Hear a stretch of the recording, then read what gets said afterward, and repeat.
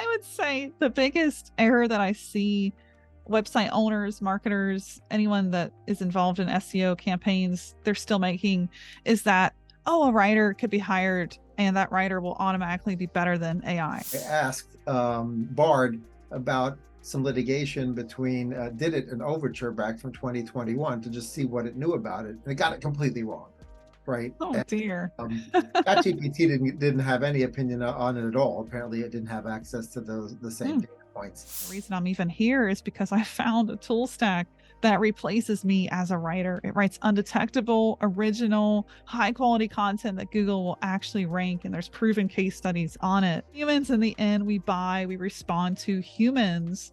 Although I'm not saying it takes a human to make that initial touch. Like, you could be reading an AI generated blog that says it's by Julia, but AI fully wrote that. And trust is not going to be disrupted if the integrity of that content is true to my voice, which AI is in fact capable of doing. Like, we're in that age. Hi, I'm Kevin Lee with the E-Marketing Association. My day job is I run Did It, a 56-person digital first marketing agency. We started in SEO 26 years ago, before Google was even founded. And so I've been doing SEO a long, long time. Since then, I've acquired the E-Marketing Association. I run a brand called Truth Nutrition and a nonprofit called Giving Forward in the cause marketing space. So I don't sleep much. But SEO runs through my blood. So I'm super excited to be chatting with Julia McCoy, who's the president of Content at Scale. And we'll both be at the Brighton SEO conference coming up pretty soon. So wanted to start off with the session you'll be doing at Brighton. Wanted to, you'll be talking about SEO and AI, which is a hot topic at the moment. So what elements of AI and content will you cover in an SEO context? Yes, Kevin. Well, it's great to be here with you. Yes, great question. So I come from a background of writing full time. I wrote long form SEO content, had a team of 100 writers, and I have fully adapted to where I actually sold my writing agency, got completely out of it in 21, and now I work in AI full time. So what I believe, what I'll be sharing at Brighton SEO is how the future of SEO content is in AI, but we still have to embed our human touch, and how we do that, how we approach it is going to be critical going into this really a whole new age of AI in content. So I know that's something we'll talk about on the podcast as well. Yeah, absolutely. Thanks so much. Well, there's certainly a lot of worry around AI, and it's not just that they're gonna, kill their human hosts. It's an SEO specific worry that there'll be the sort of if you're going to use AI to help you with content or help you create content, that it'll get detected by Google and Bing, and you'll somehow end up getting penalized as a result. So is joint human AI collaboration the solution to that, so that you can sort of feel confident that your content is high quality and not flagged as AI generated? Yes. Well, last year, as we all know, AI was such a wild west, and Google was just a mess. It was a mess to follow all their updates. At first, in April of last year, 2022, they were saying that AI generated content is going to get penalized. That headline came out on Search Engine Journal. We saw people at Google saying that. And then in the fall, Google was called out on Twitter because there was an entire high profile website ranking with straight AI generated content. So Google got tagged. Danny Sullivan stepped in and said, well, and he said this publicly in a tweet, we haven't said AI content is bad. Yes, she did. That's another topic. So they pretty much backtracked everything they said in April. And then they began to rename and update their webmaster quality guidelines, and they renamed them search quality guidelines. And so the changes they made in these guidelines were taking the word AI generated content and adding spammy in front of it. So no longer was AI content itself taboo. It was the act of spamming Google that was taboo, which you could argue has been true since the beginning of Google. So in other words, don't spam Google and don't use AI to do it. And this year, where we land in 2023 with Google's helpful content update, with the emphasis of that extra E, which they added in December to the E quality rater guidelines, adding in experience on top of expertise, authority, and trust into our content, that really solidifies the fact that we have to approach our content from a human angle. Is this going to read like a human wrote it, number one? And number two, is it actually going to help the end human that is consuming it? And if so, then you're meeting that quality rater guideline, which is all about the usefulness, the helpfulness of that content. So we have to think about that when we're generating content with AI. We can absolutely use AI. I believe that if we're sitting in front of a blank draft, or we're hiring writers and we're working from scratch, that we are wasting our time. I think that is dead, gone by the wayside. But how we treat content that comes out of the AI engine is going to be what takes our content into that zone of Google proof, SEO proof. Yeah, that's a really valid point. And I think one thing that's been true forever as well has been, create the content first for the human, right? Because if it's solving a human's problem or enhancing the educational level of a human, that in the end, that is what Google would like to rank, right? Because their mission is to help humans.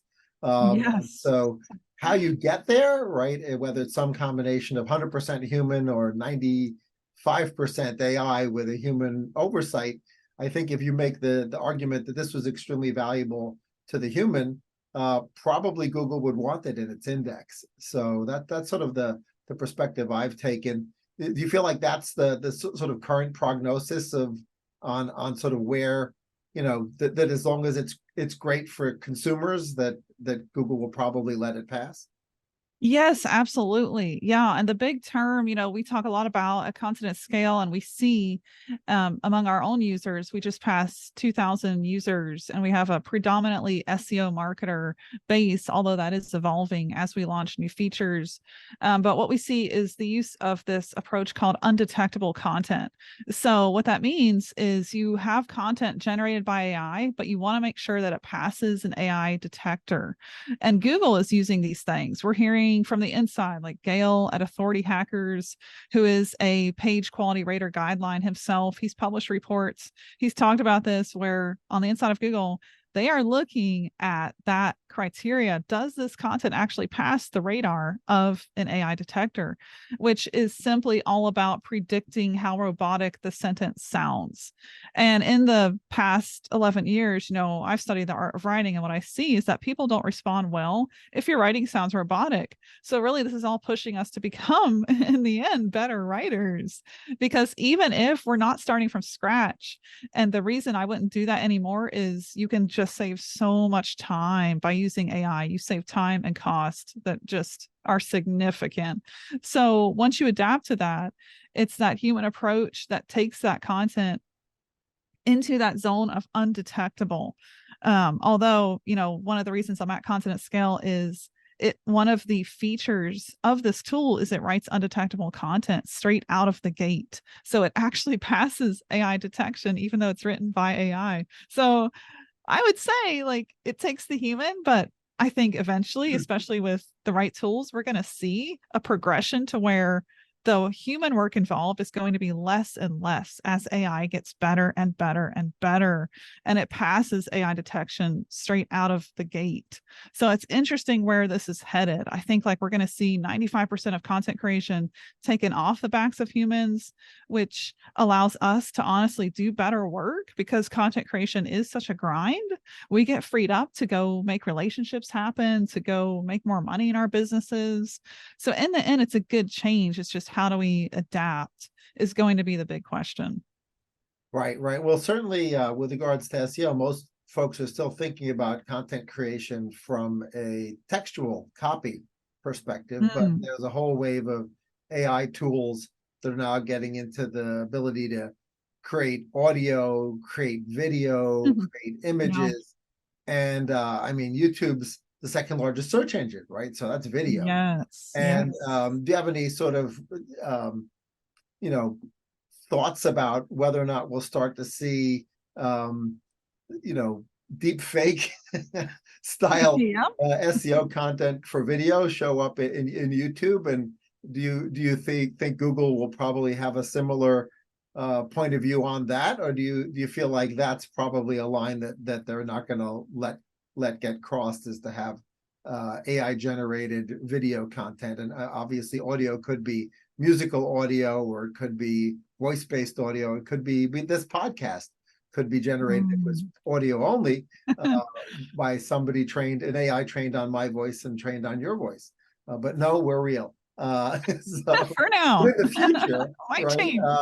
AI is just moving so quickly. So do you have any thoughts on predictions on how AI deployed into the visual image and video and audio landscape? Yes. Yeah, that's a great question.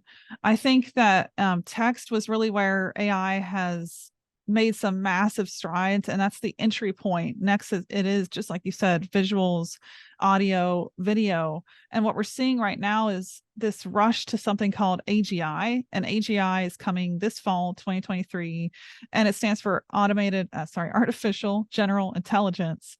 And what that is AI that is so intelligent that it really does sound a lot like a human, but we're still in that text era. So it's almost perfected content.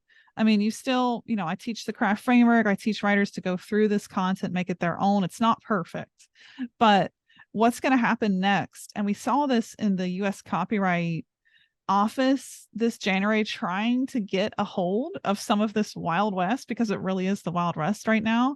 And they were able to pass a law on the tech side to where the copyright ownership belongs to whoever owns the AI tool. But in the end, the copyright pass down doesn't happen unless you make that content your own. So it's the human factor that actually establishes copyright. But that whole debacle was contained within the text section of AI. Midjourney was sued by artists, and those artists lost, but there was no law yet passed for that. There's nothing that's been done for any of those areas, the images or the video. And these platforms like YouTube, TikTok, what they're combating right now are, in fact, deep fakes. And TikTok, as of September, just launched this label, AI generated content, that they're now attaching onto anything that is a deep fake. So they're detecting AI generated video content and attaching a label, basically saying, oh, hey, you need to be aware this is not a real human. And of course, that lowers trust. Humans in the end, we respond to humans. Although I'm not saying it takes a human to make that initial touch. Like, you could be reading an AI generated blog that says it's by Julia, but AI fully wrote that. And trust is not going to be disrupted if the integrity of that content is true to my voice, which AI is in fact capable of doing. Like, we're in that age. But on the video and audio and imagery side, it's a lot harder to get that right. Yeah. I've seen what 11 Labs can do, what Synthesia is doing, and there are tools like those that are able to create deep fakes where you're just typing and you on the screen, your voice changes, what you say changes, like it can be modified in seconds without anyone having to actually film themselves. But what that creates is this, it's not perfect yet. Like, you can still kind of tell those videos apart from the videos where it's like you and me just having a conversation. Those videos build trust. So we still haven't, I think we haven't arrived at perfection in that yet. But I do think we probably will. We'll be able to create entire videos of ourselves. I think it's coming. And it's just, again, how will it be used? Where do we put that? Is that like the first touch for our consumer? And then it's a live Zoom because maybe they won't move forward on a high ticket purchase without that live call. So we just have to ask ourselves, where do we put these incredible time-saving content creation opportunities? Where do we put that in the user journey? And where do we put ourselves or our team? And if we get it right, like, we can really automate and remove hours and hours and hours of time and the cost of staff. That can really go down. And then we just, I've seen in Content at Scale, for example, we have agencies that are taking one writer, 10xing their work, and then putting them on strategy calls that they could never have time before to do, and then building up rapport with clients so much more, making more money. So it's not like an approach of, well, who can I fire and who can I fully replace with AI? Instead, it's like, how do I actually augment what somebody amazing is doing, replace them, have AI do the content, the video, and have them actually doing better work. And if we think about that and we're actually open to AI, I know there's a lot of resistance right now, but if we're open to it, we think like that, and we spend the time, take the time to research the right tools, like life can really get a lot better thanks to AI. Yeah, it's interesting. A little tangent that we can take that's not necessarily SEO related, but obviously the Screen Actors Guild and writers opinions are pretty worried about AI. But it does bring up a really interesting marketing point, which is, marketers who attach themselves to, either create a star themselves, like Flow for Progressive, or in some cases create a star that they wish they hadn't, like Jared and Subway. Could be insulated from the risk as of either escalating paychecks. I'm sure Good Flow makes a good point. living, or reputational risk by creating an AI spokesperson. So I don't think anybody's really done any of these at scale, but I have heard, within the creative community that people are starting to play with that, as well as the creation of AI influencers, right, who are completely virtual. And of course, an Yes. AI influencer could then also be licensed out to influence a purchase of product in the same way that a human influencer could have a licensing deal. So it's just really fascinating to think about, once they do perfect it, like where does that take, marketing beyond SEO, like from the perspective of building trust. Can I build trust with a virtual human? Or does it have to be a human? That's the question. The $1,000,000 question.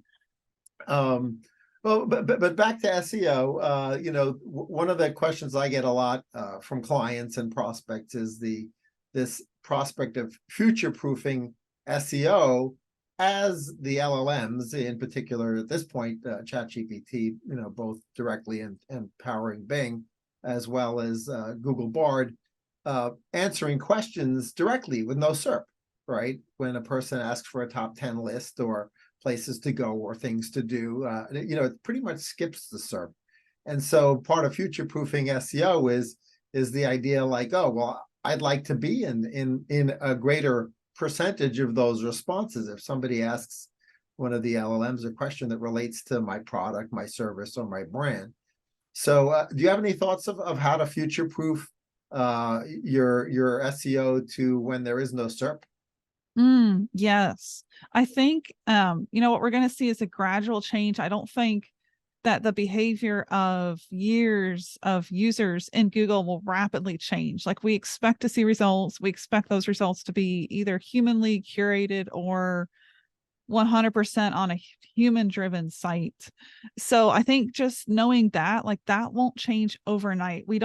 And it all revolves around trust, right? Like, it's hard to trust something that's generated by AI. We always, as a human, we want to see, where did that actually come from?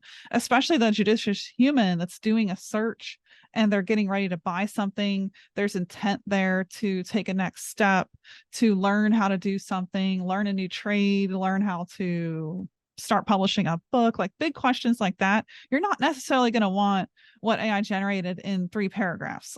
That's just not.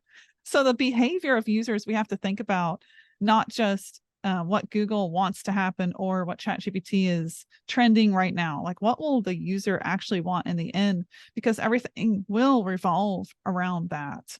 So if we think about that, then I think it's time to actually double down on content that serves users at a very high level. So something that we're doing at Content at Scale and Content Hacker, the 2 brands that I manage, we're thinking about all the questions that users would have around AI, and we're creating the most in-depth guides that we can on those topics. So we're doing like a whole library, and some of these questions could be looked at as very top of funnel. Potentially, if you listen to some SEOs, potentially a waste of time because top of funnel content can be answered by SGE. But how we see it is, if we have that, even if it's a small, like a dwindling percentage, if we capture whatever percentage that is of the user that still has that high trust need, and that won't change, and that is somebody that needs to click and see the full guide and get real help. So if that still exists, we know it does, because human behavior hasn't changed, even though AI itself is changing how we do content, then those are the users we want to cater to in our marketing strategy, because the high intent of purchasing behind that is just, it's incredible. So with these long form in-depth guides around SEO keywords, were focusing on answering every question that they would have. And it's funny because, Brian Dean did this years and years ago with backlinking. Like, this is not a new strategy. We're using AI to formulate this content 10 times faster, but we're still creating a mass of content to answer specific questions. And the traffic that we do lose to SGE, I would ask yourself, was it valuable anyway if they had such a low intent that they were willing to let AI answer that question? So if we think about this from that perspective, the user intent themselves, well, that user, they need more information. They need to read from a real, Google has that extra E, experience. They need to read from somebody that has real experience on that topic. Well, here's how to publish a book, but here's my experience on what went wrong, so you don't hire the wrong book formatter, so you don't waste thousands of dollars on the wrong editor.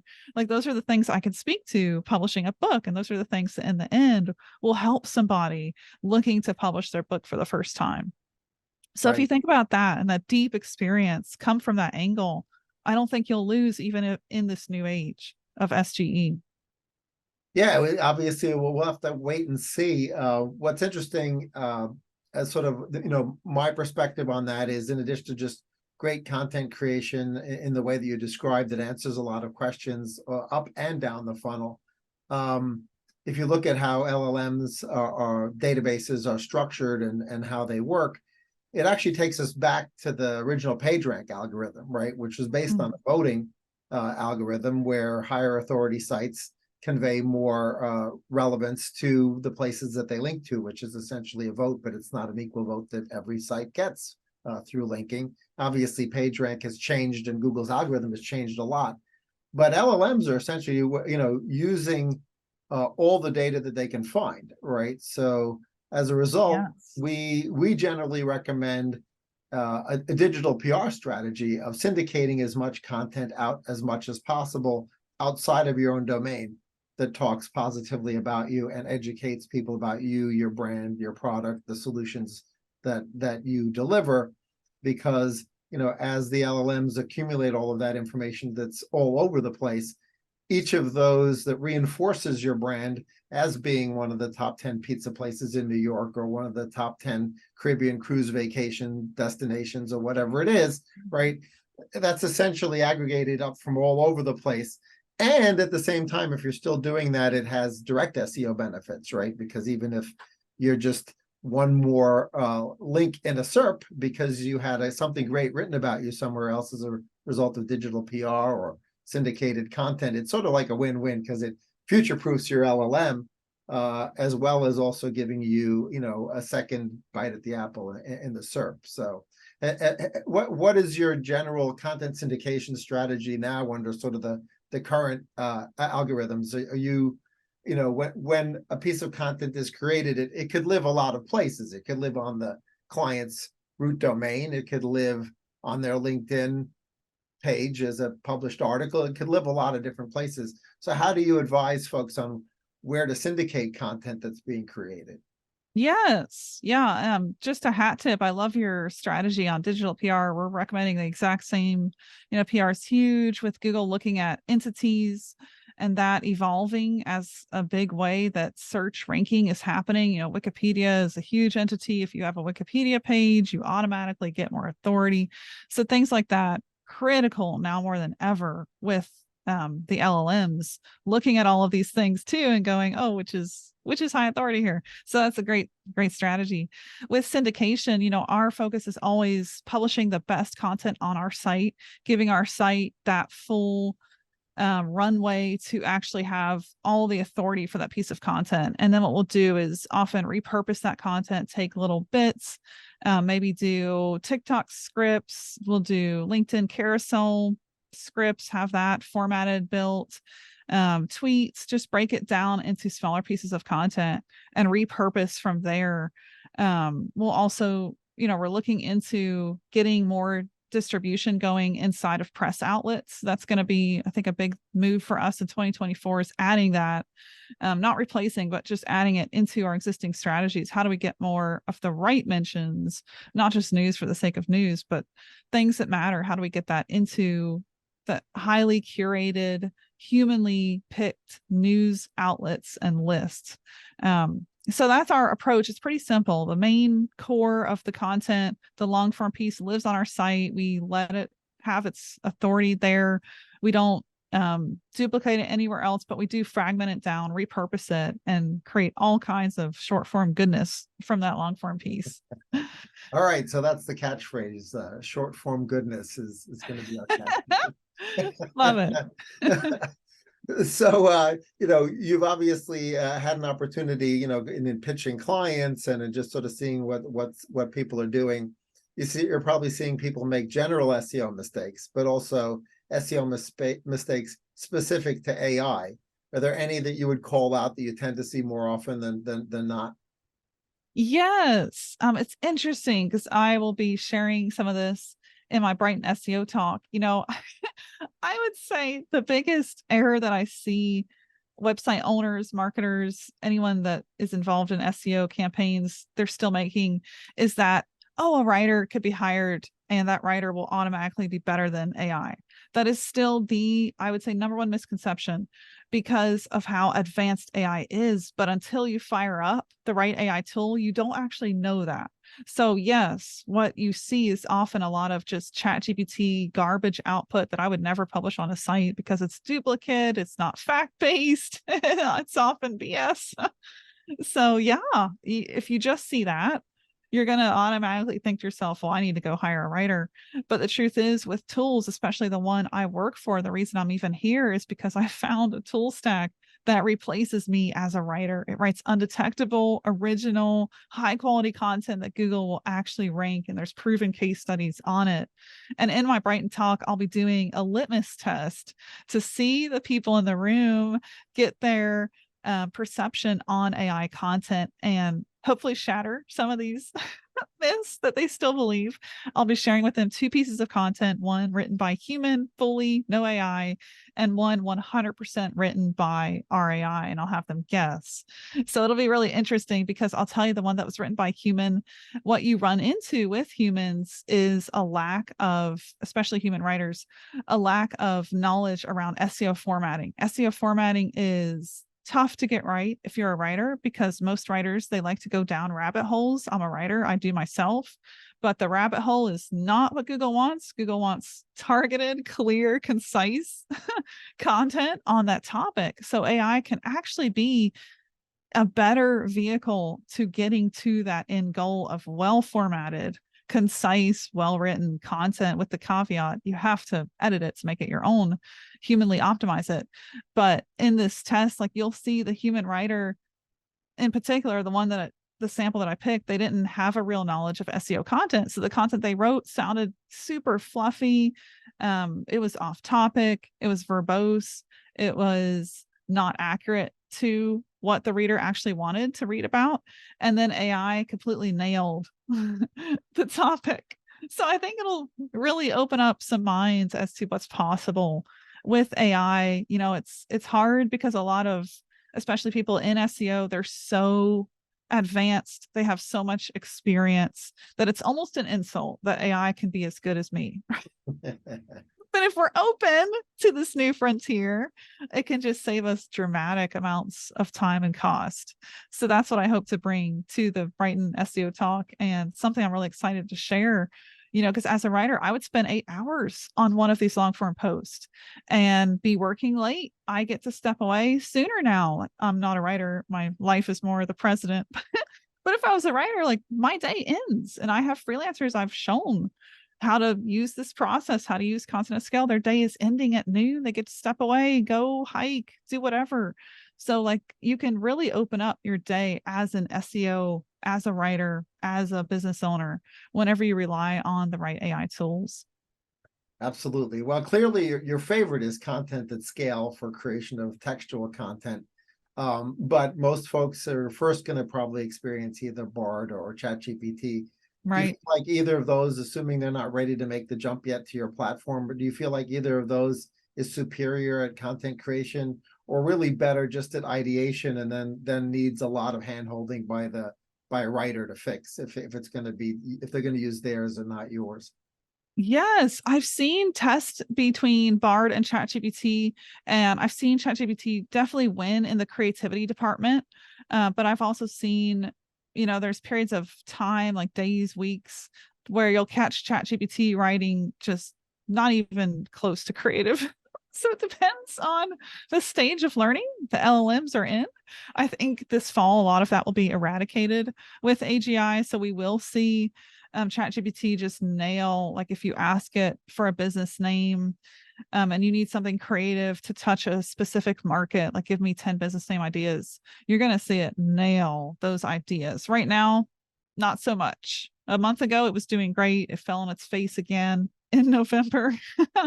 The last few tests I run, I was like, oh, I can't even recommend one of these terms in my coaching calls. But I think we're going to see a lot of that just evolve so rapidly. And what I use ChatGPT for 100% is ideation. It's the best $20 I pay. It's the greatest little tool just to open up and go, hey, I need some ideas for an email campaign. Help me write a headline. So things like that. I just would never rely on it for the bulk of my content or my strategy, because ChatGPT does not actually research its facts. And OpenAI says this, the LLM by itself, it's kind of like an alphabet without structure, right? So you're using something that has no compass in terms of truth or fact. So if you know that, you're aware of that, just use it with that in mind. It's a great tool for ideation. I think Bard has a ways to go in the creativity department, but it's doing pretty well with current facts, better than ChatGPT. As in, like, if you ask it what happened in the news last week, it does have more knowledge of that than ChatGPT.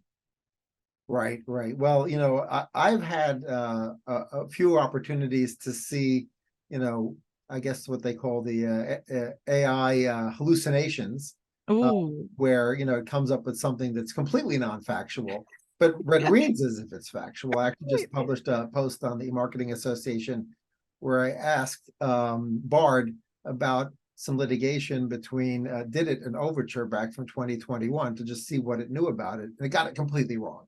Right. Oh And dear. ChatGPT didn't have any opinion on it at all. Apparently, it didn't have access to the same Hmm. data points.